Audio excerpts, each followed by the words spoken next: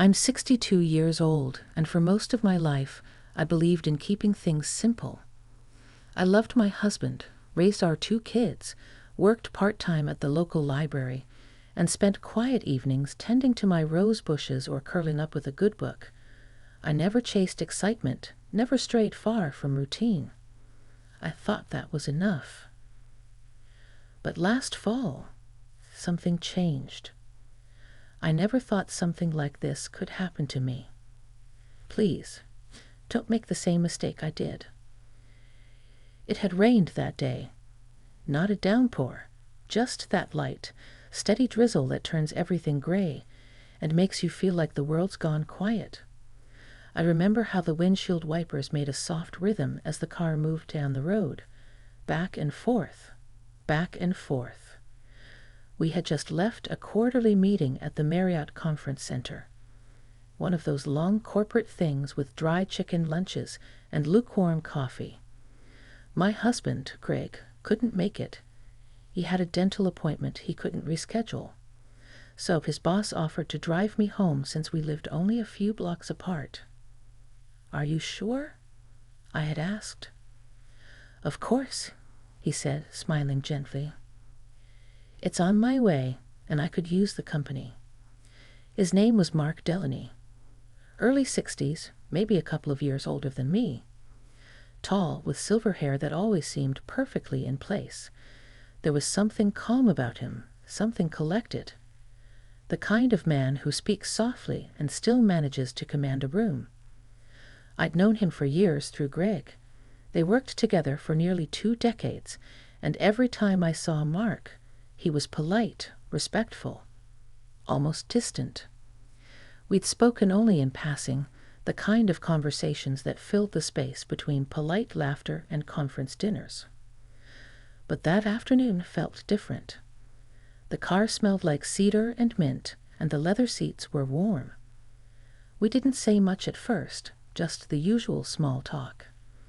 How tired we were of meetings, how dreary the weather had been, how fast the year was flying by. Then a pause. Not awkward, just quiet, comfortable, almost. "You know," he said, glancing sideways at me, "you have a peaceful way about you." I smiled, not quite knowing what to say. "I guess I've always tried to be that way. Doesn't always work." He chuckled, eyes back on the road.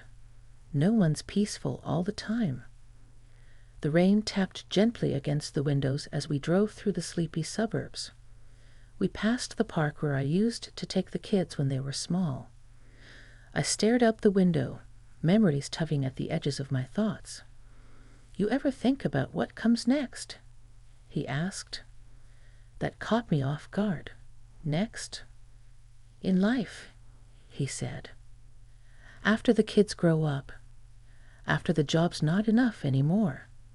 After the house feels too quiet." I hesitated. "Sometimes, but I try not to dwell on it. I've always been someone who looks at what's right in front of me." He nodded slowly. "I used to think like that, too." The tone of his voice changed then, just a little softer, a little sadder. I turned to look at him. His eyes stayed on the road, but there was something in his face. Not sorrow exactly, but weight. A tiredness that hadn't been there before. "I lost Claire 3 years ago," he said. I felt a knot form in my chest. "I'm so sorry." Greg told me, but we never talked about it. He nodded. "It's all right. It's just when someone's been part of your rhythm for so long, it's like the whole song feels off after they're gone." I didn't know what to say, so I didn't. I just let the silence sit between us for a moment. Sometimes silence is kinder than words. We pulled up to a red light, and he finally looked at me. Really looked at me. Not the way a man looks at his friend's wife. Not the way a boss looks at a colleague's spouse. There was something deeper. Curious. Searching. "I envy Greg," he said, voice low. My breath caught. Why? Because he still has you. His words weren't crude or flirtatious. They were sincere, too sincere. I tried to speak, but the light turned green, and we started moving again. The words caught in my throat. He didn't say anything else for the rest of the drive. Neither did I. When we pulled into my driveway, the rain had stopped. There was just the sound of water dripping from the branches overhead. I reached for the door handle, trying to think of something. Anything that would make this moment feel less strange, less charged. But then he said it. Would you mind if I asked you something honest? I turned back toward him slowly. I suppose that depends. Do you ever feel invisible? That question sat in the air like a held breath. My fingers let go of the door handle. I could have lied. I could have laughed and brushed it off. But I didn't. I just looked at him, and I nodded. He reached out, not to touch me, but to offer his hand, palm up between us like a quiet invitation. I didn't take it. Not then. But I didn't walk away either. I didn't sleep well that night. Greg was already snoring softly beside me, his arm draped across his chest like it always was. Everything was exactly as it had been for years. Same house, same routine, same man. But I couldn't quiet my mind. Mark's question echoed in my head. Do you ever feel invisible? I stared at the ceiling for what felt like hours, watching faint shadows from the window dance across the plaster. I wasn't angry. I wasn't flattered either. What I felt was far more complicated, a slow unraveling of something I hadn't realized was knotted inside me. It wasn't about attraction. It wasn't even about Mark. It was about being seen, truly seen, not as a wife or a mother or a neighbor who remembers to water her lawn, but as a woman, a whole person. And it had been so long since anyone had looked at me that way. The next morning, I went about my routine: coffee, toast, feeding the cat, folding Greg's shirts from the dryer. But everything felt slightly off, like the furniture had been rearranged just enough that I kept bumping into the edges. Around noon, my phone buzzed. A text. Mark Delaney. Hope I didn't make you uncomfortable yesterday. That wasn't my intention. I stared at it for a long time before replying. You didn't. I just wasn't expecting it. He responded almost immediately. Me neither. That was all. Just 2 words. But somehow they carried more weight than I wanted them to. We didn't talk again for a few days. I thought maybe that would be the end of it, a strange moment in a car that would slowly fade into memory. But it didn't. If anything, it lingered. Then the following week, Greg mentioned that Mark had invited a few people over for a small dinner. He said, "You're welcome to come too," he added casually, buttering his toast. I kept my face neutral. Sounds nice. He's been different lately, Greg said, since Claire passed. Think he's trying to reconnect with people. I nodded, sipping my coffee. I didn't say anything else. The dinner was the next Saturday. Casual, nothing fancy. A few couples from the office, some light jazz playing in the background. Mark's house was tasteful, lots of bookshelves, framed records on the wall, soft lighting. When I arrived with Greg, Mark greeted us both at the door. He was wearing a navy sweater over a white button-down, sleeves pushed up to his forearms. His expression didn't change when he saw me, but his eyes lingered for just a moment longer than necessary. The evening passed in a blur of conversation and laughter. I made small talk with Greg's coworkers, complimented the wine, helped in the kitchen. Everything was perfectly ordinary. But I could feel him, watching me, subtly, from across the room. Not in a predatory way, more like he was waiting for something. Later, after dessert, I stepped out onto the back deck. The evening air was cool, and the garden lights cast soft glows across the hedges. I leaned on the railing, breathing in the scent of wet leaves. "Thought I might find you out here," Mark said behind me. I didn't turn around. Needed some air. He stepped beside me, leaving a respectful space between us. "You look distracted," he said. I laughed quietly. "That's one word for it. I meant what I said, about you having a peaceful way, but I also see something else." I looked at him now, frowning slightly. "What do you mean?" "I see someone who carries a lot and doesn't let anyone see it." I didn't answer. I couldn't. The truth is, there were parts of me I had tucked away for so long. Dreams, wants, regrets. I had wrapped them in silence and practicality, convinced myself they no longer mattered. But in that moment, with Mark standing beside me under the soft outdoor lights, I felt them stirring. He turned toward me gently. "You deserve more than invisibility." Those words shouldn't have meant anything. I had a good life, a stable marriage, loving children, but I felt tears prick at the corners of my eyes, sudden and uninvited. "Should go inside," I whispered. He didn't stop me. He didn't touch me. He just nodded. But before I stepped back through the sliding glass door, I heard him say, so softly I almost missed it, "You don't have to disappear just because you're loved." And that was the moment the ground shifted under my feet. Quietly, permanently, I spent the next week moving through my life like I was in a fog. Greg noticed I was quieter than usual, but he chalked it up to a cold or maybe hormones. We'd been married long enough that we could read each other's moods, but not always the reasons behind them. And I didn't offer any. I couldn't stop thinking about what Mark had said.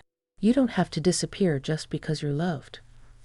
That sentence stayed with me, followed me while I folded laundry, whispered in my ear while I watered the garden, pressed itself into my thoughts when I lay awake at night. I wasn't planning anything. I wasn't looking for trouble.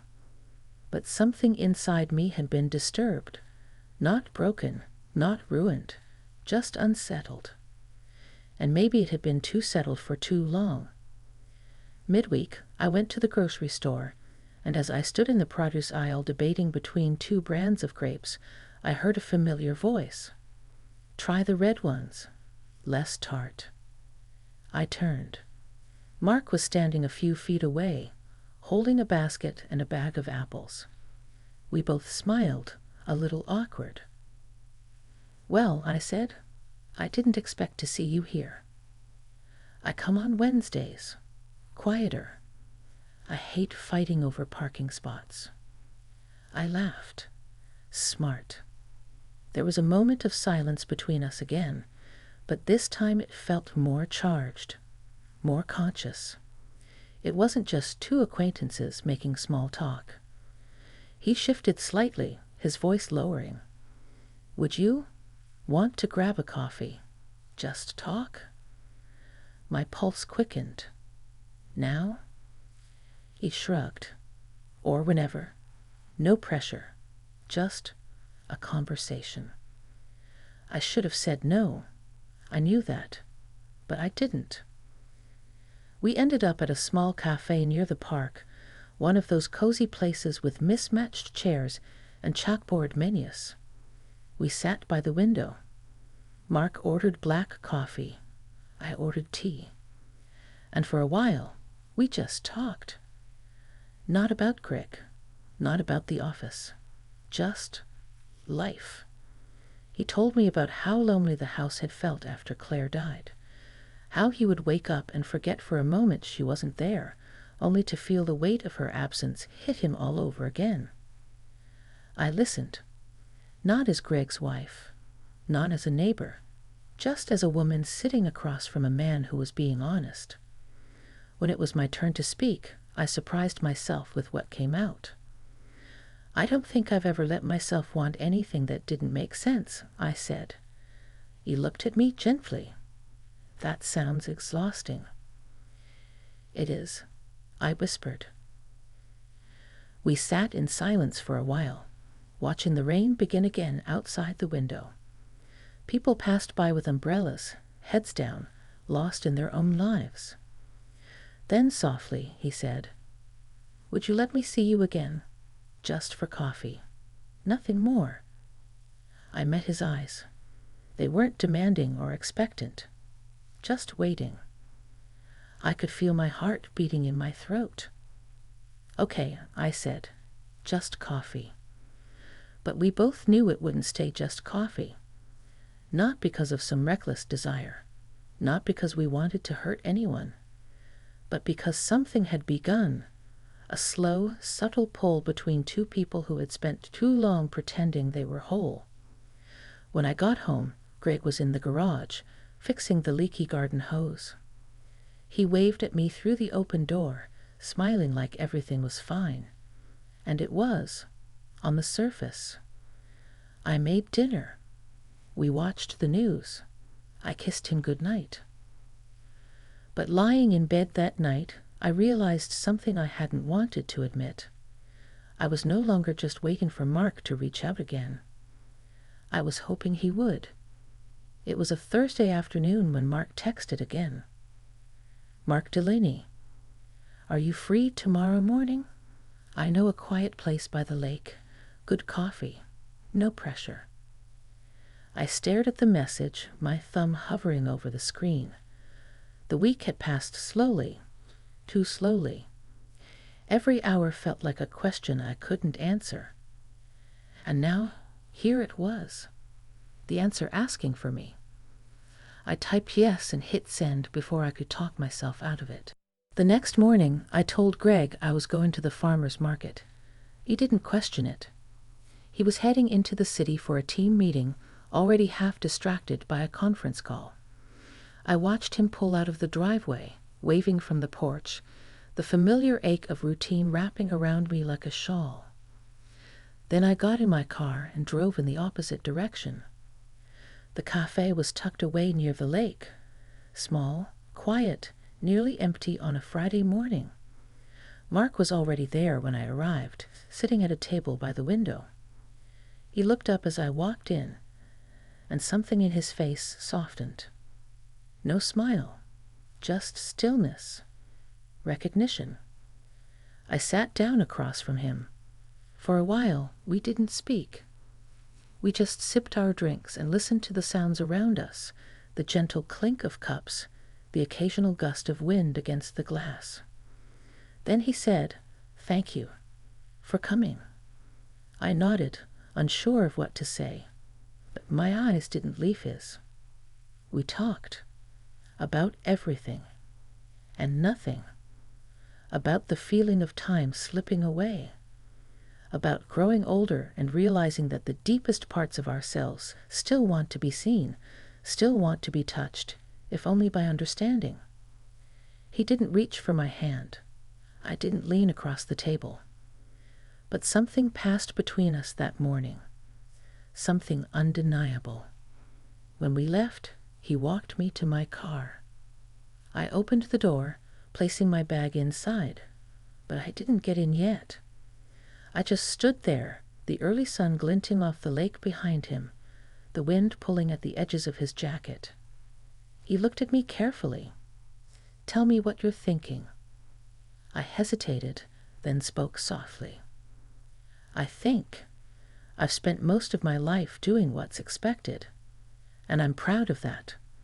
I'm proud of my marriage, of raising good children, of keeping a good home. But somewhere along the way, I stopped asking myself what I wanted. And now, here I am, talking to someone who saw that before I did." He stepped just a little closer, but still didn't touch me. "I've never wanted to hurt Greg," I said. "I know," he replied. Neither do I. But I also can't pretend that this didn't matter. No, he said, his voice almost a whisper. It mattered. The wind carried the silence between us again. Then I said something I hadn't expected to say, not even to myself. I need to go home. I need to figure out who I am again, and what I'm willing to lose to feel like her. He nodded, not with disappointment, but with something like respect.